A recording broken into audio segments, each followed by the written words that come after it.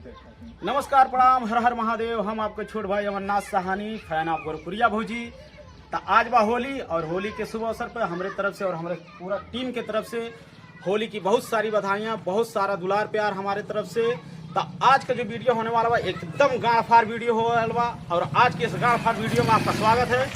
तो वीडियो का पूरा मजा लेना है तो वीडियो के अंत तक बने रहिए। धन्यवाद।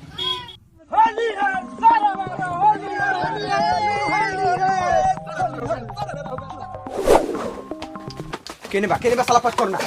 ओ नगीना दास केने हो पच फोड़ना, बाहर निकाला। बियान साला बिना रंगे डाले एक चाटी मर लेबा। ले मीठा खो। नहीं कहेंगे खुद तोरा मातारी के ना ना रे भोसड़ी। ए पच फोड़ना रे दोस्त काल हो होली खेलेला जो। ए पच फोड़ा ना हेने आओ हेने रंग लगा दियो। ए हम रंग होली ना खेली ले भाग यहाँ से।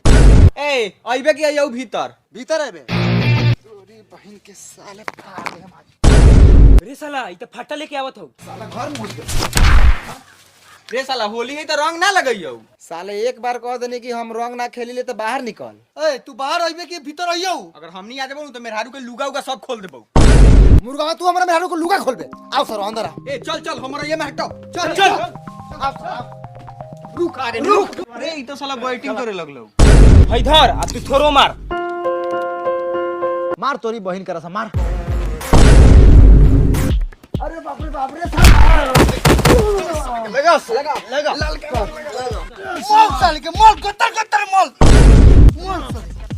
साले का लगा धूरा लगा साले मोल साले के। रे साला कान्हा के बेटा मुर्गा तोरा माई के।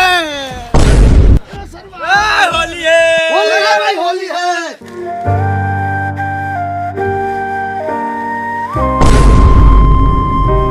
पचफोरना बहुत ताकत है। तू पचफोरना के दम ले रहा। चल बंटी लगा के आवल जाओ।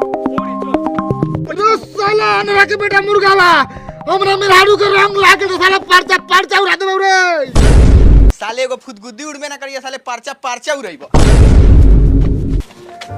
ए भौजी होली है भौजी।